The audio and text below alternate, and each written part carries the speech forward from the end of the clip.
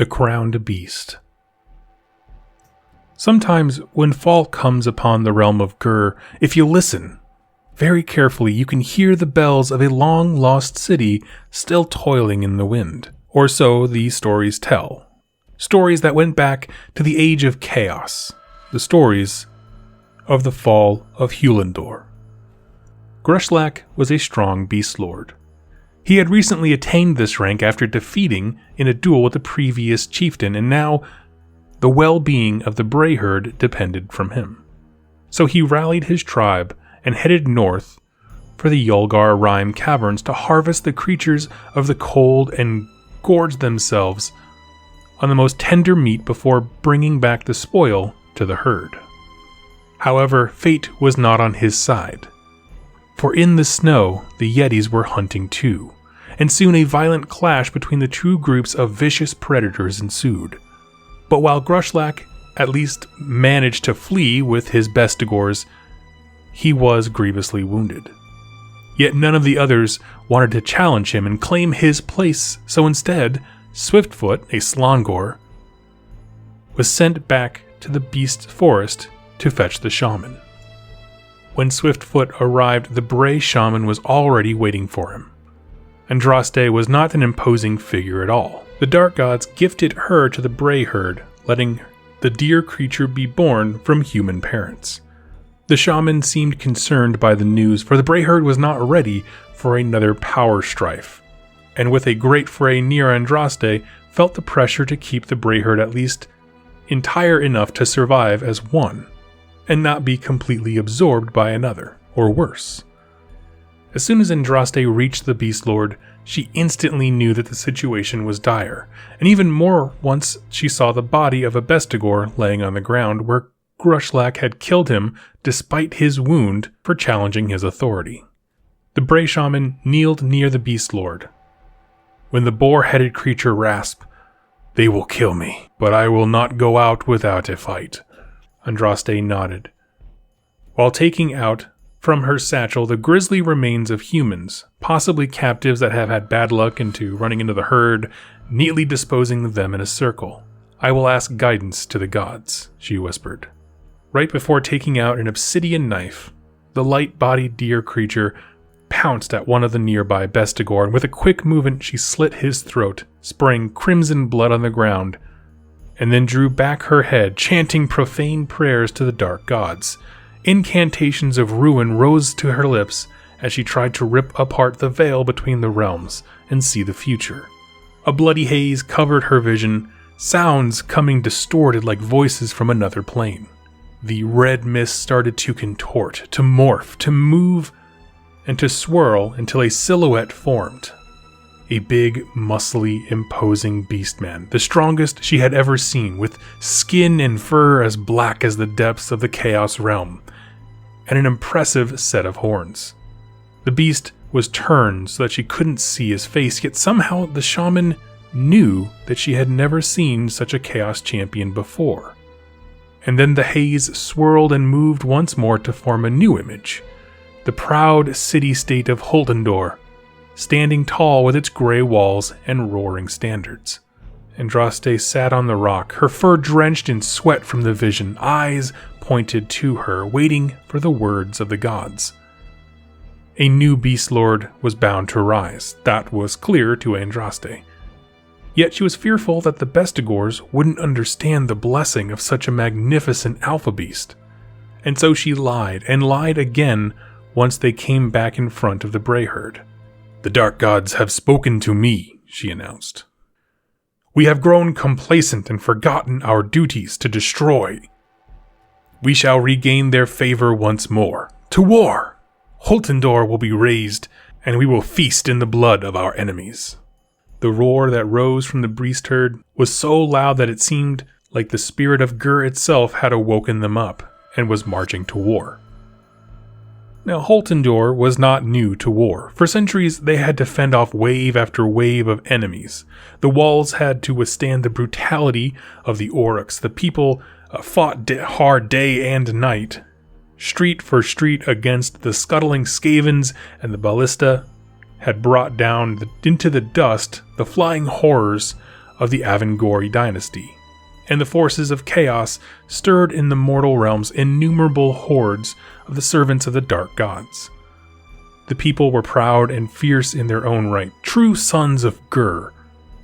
And so was their prince, Wilbur of Holtendor, a proud man, a mighty man, and very headstrong. The War Council was discussing the arrival of migration season for many of the savage beasts of the realm when the mage entered in a hurry. "My liege, the heavens sent me a warning. A horrible disgrace is looming on us." "Do tell, my good friend." "I saw a horrible beast, a creature of doom and despair, his fur as black as sin and his horns as sharp as the blade of an executioner. And then I saw our city, my lord. This is a clear sign of ruin for our nation. We should pray for the benevolence of the gods. We shall rally the priests, and we will not. The gods cannot hold our walls. But my lord, I will hear nothing more. I am your prince, and you will do as I say," roared the prince, banging his fist on a table. "As you wish, my lord." A large fire burned in the middle of the glade, casting long shadows among the trees.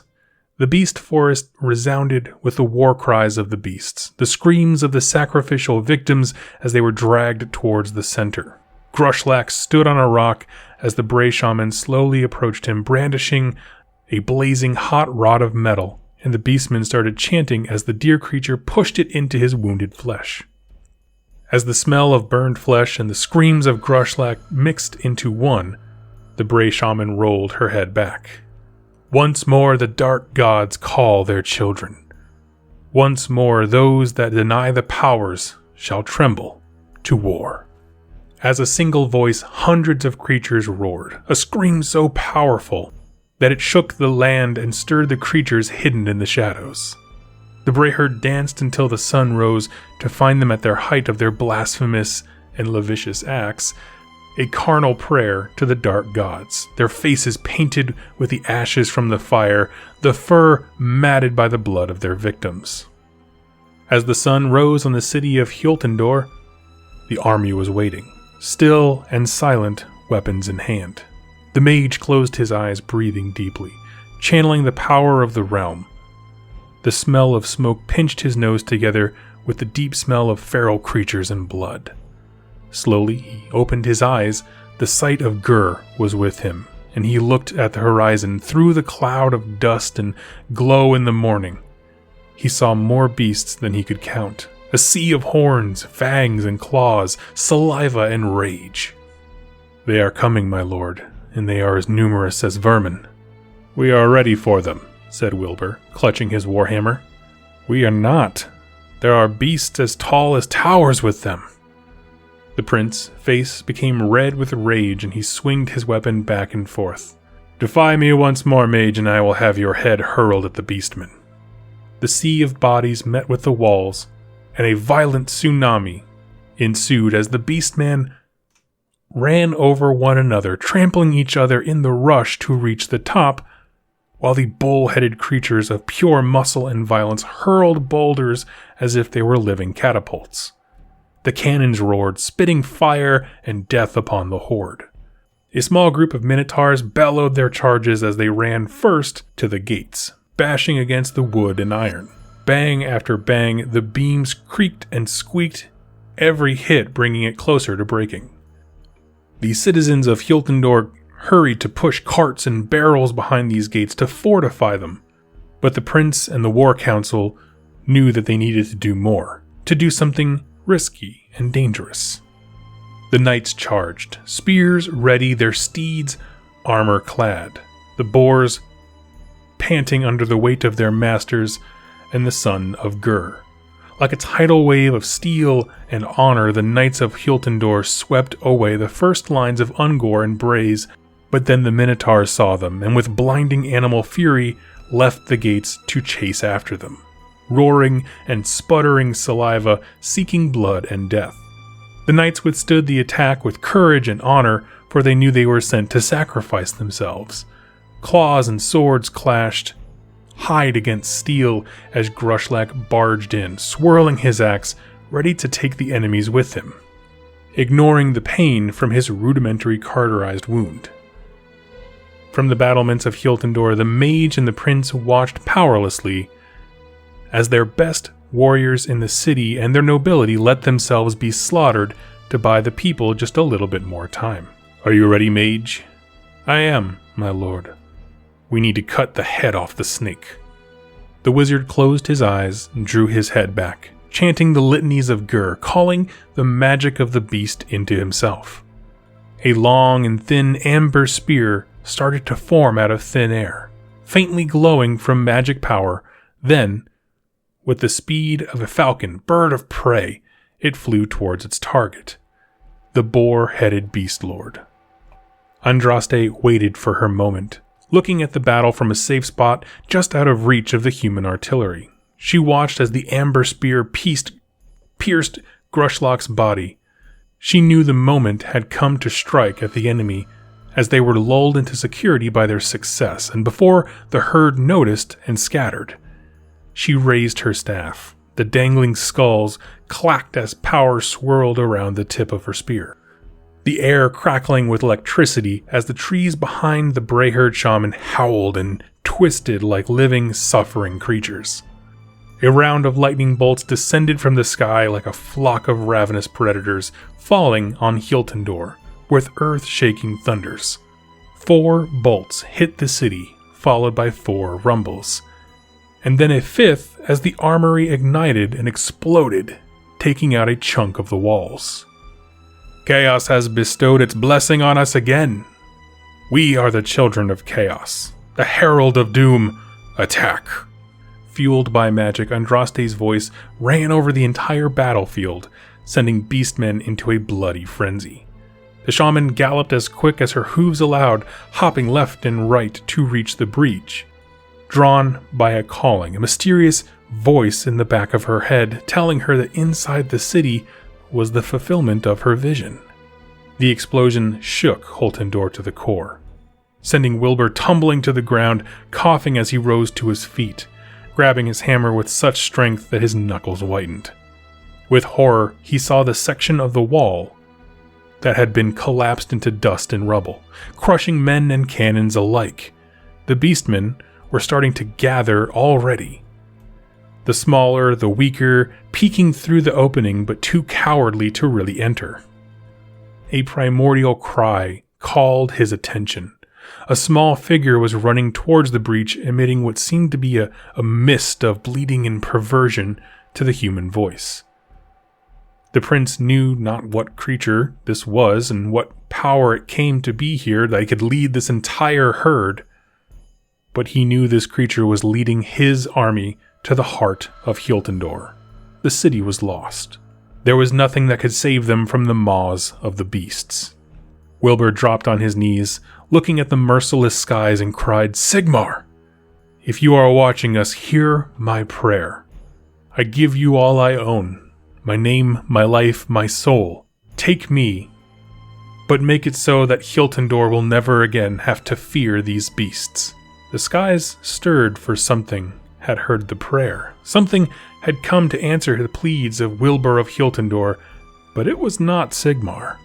A sudden, crushing pain pierced the prince's body, and he fell once more to the ground, contorting and convulsing, screaming in pain. He felt like an unknown force was ripping his body in half. The bones of the legs shattered, only to jam themselves into obscene positions. The feet mangled and encased by hard, horn-like structures. His skin ripped apart to show bulging muscle that soon was covered by a thick layer of black fur. His skull pulled to become that of an elonged muzzle, with horns sprouting from his forehead. When Prince Wilbur of Hiltendor staggered to his feet, he was no longer who he had been. For from a cloud of dust, a massive beastman laid his eyes on the destruction of what was once Hiltendor. The only evidence of his humanity was the crown jeeringly hanging from one horn.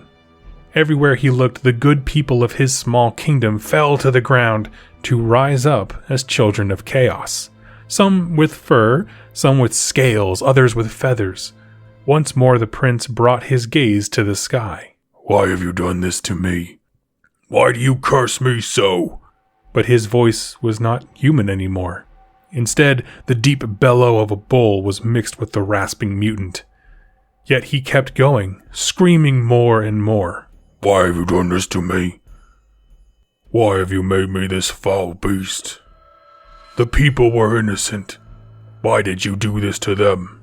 And then the voices in the sky answered with evil laughs full of complacency. You asked never to fear the children of chaos again, and we delivered. No need to fear your own kin. Rage grew in Wilbur's chest as he raised a fist. He felt nothing but burning anger and hate for the cruel gods that mocked him, but before he could curse their names, a sound caught his attention. Slowly, the beastmen were approaching him. Both from what once was Hyltendor and from the Bray herd looking at him, at what could only be described as awe. Andraste slowly walked up to the immense beast that was snorting and lowering in rage. A crown was dangling from a horn and hadn't she seen the transformation with her own eyes, she would have never believed that this was once a human creature. The blood-red eyes of the creature were fixed on her as she knelt. Our alpha beast, our war gore. You will lead us to war and conquest.